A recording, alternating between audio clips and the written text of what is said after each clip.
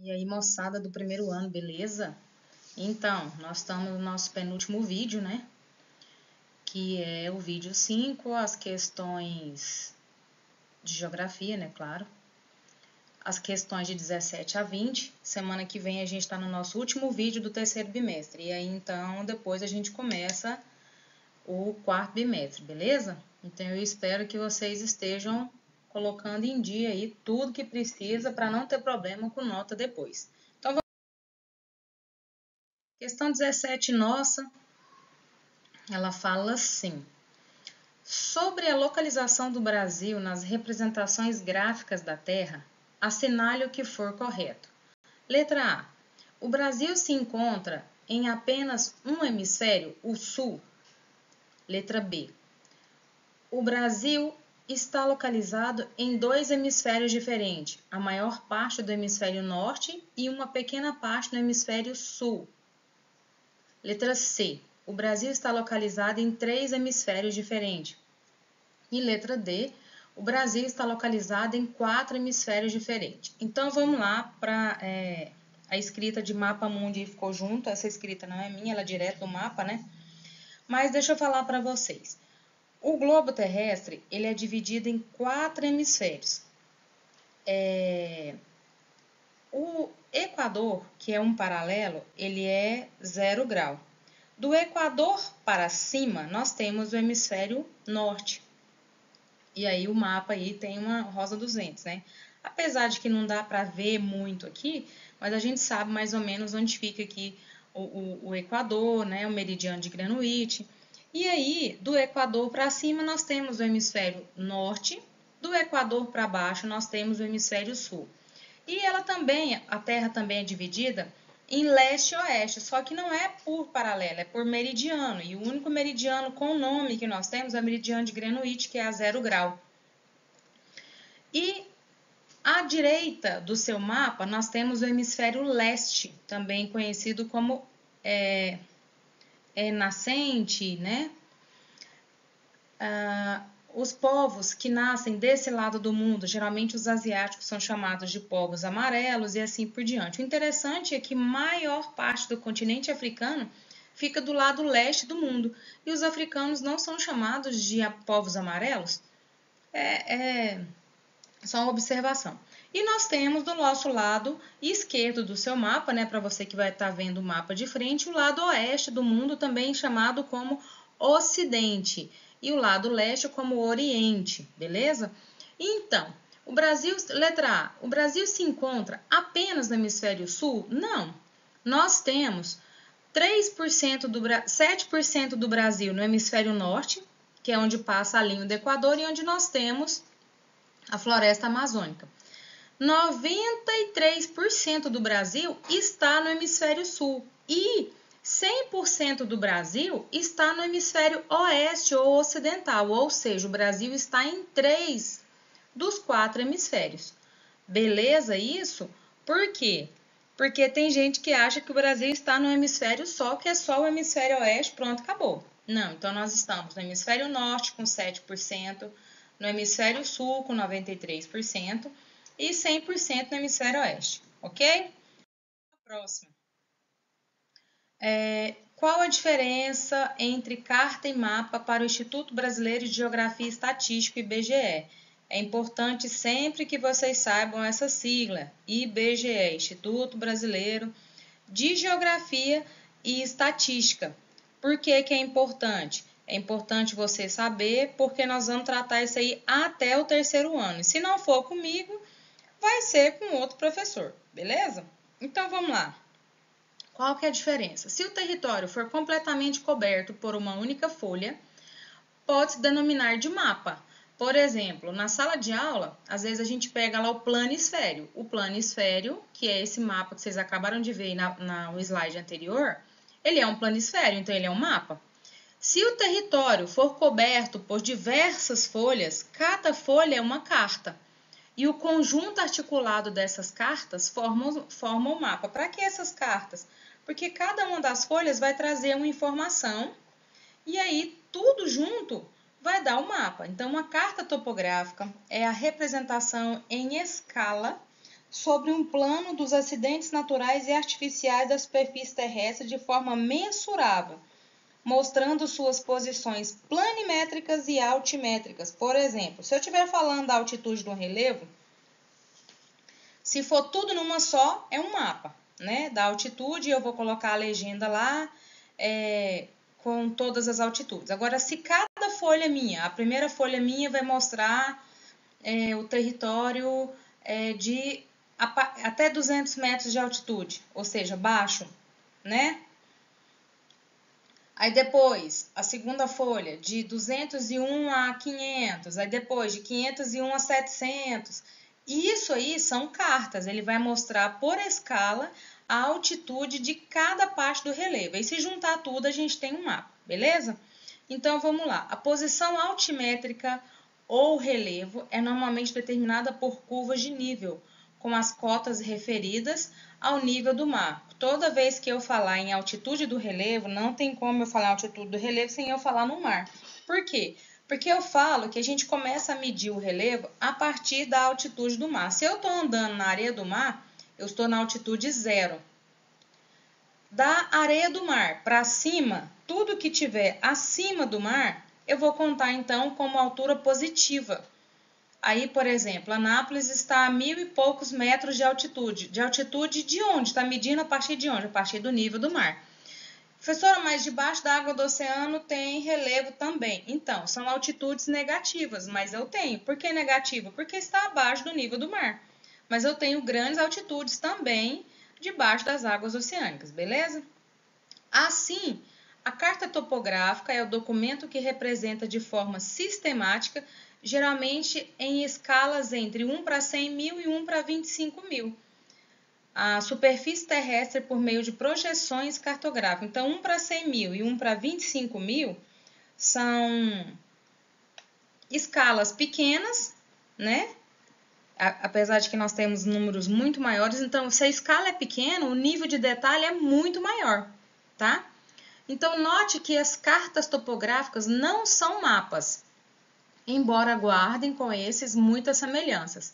Ao contrário dos mapas, que representam certas porções bem definidas do espaço terrestre, como cidades, estado, países, mares, cujos limites são físicos ou políticos, os limites de uma carta topográfica são matemáticos, geralmente meridianos e paralelos. Na matemática, esses meridianos e paralelos, vocês vão chamar ele de planos cartesianos, porque o plano cartesiano, você vai tratar tanto as linhas horizontais, né, que as horizontais seriam os paralelos e as verticais seriam os meridianos. Então, na matemática, é o plano cartesiano, beleza? Questão 19. Quanto à finalidade, tanto os mapas como as cartas podem ser classificados em gerais, topográficos, especiais e temáticos. Explique cada um. Então, vamos lá. Mapas temáticos são representações gráficas da superfície terrestre, ilustradas de acordo com algum critério pré-estabelecido. Para designar os diferentes aspectos do espaço geográfico, utilizam-se as legendas e os símbolos e elas correspondentes para espacializar determinados fenômenos. Por exemplo, o meu tema vai ser distribuição das adolescentes grávidas no Brasil. Então, isso é um mapa temático. Então, através das legendas, mas eu vou colocar figurinhas de mulheres lá, não, você vai colocar aquelas bolinhas, da menor para maior, significando que onde as bolinhas são menores, né, porque na minha legenda vai ter isso explicando, eu tenho um menor número de adolescentes, onde for maior eu tenho um maior número de adolescentes grávidas e assim por diante. Lembrando que legenda, os símbolos, a projeção cartográfica, o título, tudo são peças fundamentais para ler o mapa. Então, sem isso, você não faz a leitura do mapa, ok? Mais do que apenas realizar descrições espaciais sobre determinadas atividades ou fenômenos naturais, os mapas temáticos também possuem o mérito de apresentar formas distintas de leitura e interpretações da realidade, ofertando ao seu leitor uma melhor noção das manifestações sociais da natureza, como as atividades culturais de uma região ou índices pluviométricos de um país. Então, é de acordo com o que eu preciso, esse mapa vai ser temático, né? igual tá falando. Se eu preciso de falar dos índices pluviométricos, então eu vou colocar lá. Se eu falar de queimadas, também é um outro tema, né? Beleza? Então, portanto, a produção dos mapas temáticos vai muito além das representações das áreas e suas formas. Trata-se de reinterpretações dessas para melhor descrever dados e fenômenos. A seguir, os principais tipos de mapas temáticos. Então, vamos lá. Eu tenho mapas históricos. Como o próprio nome diz, ele vai trazer para mim dados históricos, né? Esse tipo de mapa representa algum acontecimento histórico nas suas mais variadas escalas. Eles necessitam de um título, ou seja, aquele critério que faz parte para a gente estudar um mapa, que aponte o período de sua ocorrência para melhor situar o leitor quanto ao contexto. Alguns mapas históricos também possuem importante função de descrever como era realizada a técnica da cartografia em tempos pretéritos, bem como a visão de mundo que o povo tinha, né? Eu tenho mapas demográficos, como a gente já trabalhou, a palavra demografia, ela significa que eu estou estudando a população, algum dado da população. Então, são elaborados para descrever dados relacionados com a população de um determinado território. Podem explicitar a quantidade de habitantes, a localização, a densidade de ocupação, os fluxos migratórios. Por exemplo, como eu falei para vocês, o número de adolescentes grávidas dentro do Brasil, esse é um mapa demográfico, né? Porque eu estou falando de população.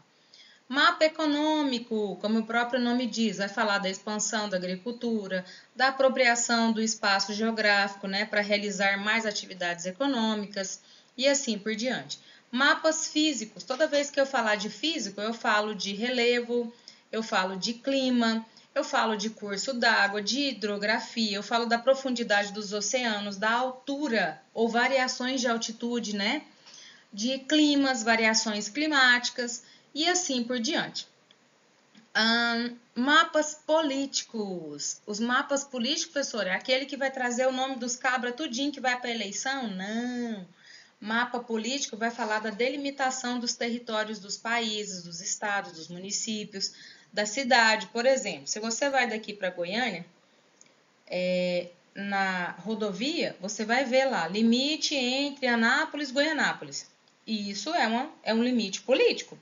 Aí você continua. Limite entre Goianápolis e Teresópolis. Depois, limite entre Teresópolis e Goiânia, né? Então, significa que é onde termina um espaço e começa o outro. Não, mas ele é contínuo. Sim, mas politicamente falando, ele não é contínuo.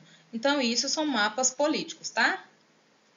E para produzir esses diferentes tipos de mapas, todos eles, os cartógrafos e geógrafos utilizam técnicas e ferramentas de extrema importância, como a localização geográfica, as escalas ou até a distorção de determinadas características do espaço. Nesse sentido, mais do que apenas representações, os mapas funcionam como documentos e visões de mundo, tá bom? Vamos continuar aqui. Questão 20. São mapas que representam a produção do espaço econômico, isto é, as atividades econômicas de uma determinada área, bem como a distribuição de dados estatísticos, por exemplo, a receita financeira dos estados brasileiros, ou seja, a gente está falando de dinheiro aqui, né? O índice de ocupação economicamente ativa, ou seja, as pessoas que estão trabalhando, que é a PEA, População Economicamente Ativa de uma região. A que tipo de mapa refere-se o fragmento acima? Mapas econômicos. Representa as atividades econômicas e a apropriação do espaço geográfico como consequência dessas atividades. Então, tudo que é referente a dinheiro, a ganhar dinheiro, a pessoa trabalhar, a estar levando dinheiro ao município, ao estado, ao país ou ao continente, isso tudo faz parte da economia ou estrutura financeira, assim por diante. Atividades produtivas e o mercado de trabalho. E nós temos a PEA, que é a população economicamente ativa. A população economicamente não ativa, nós temos aqueles inativos, nós temos os desempregados, nós temos os subempregos. O que são os subempregos? São aqueles empregos que não têm carteira assinada. Por exemplo, o ambulante, aquele que tem a banquinha no meio da rua, as prostitutas, professora também. Prostituição é subemprego? É. No Brasil não tem carteira assinada. Porém, elas geram dinheiro, porque o dinheiro delas também paga conta, paga aluguel, paga escola de filho se tiver filho e assim por diante. Então, é um tipo de emprego? É. Só que no Brasil é um subemprego porque não é reconhecido pela CLT, que é o Código das Leis Trabalhistas. Beleza? Então, até o próximo.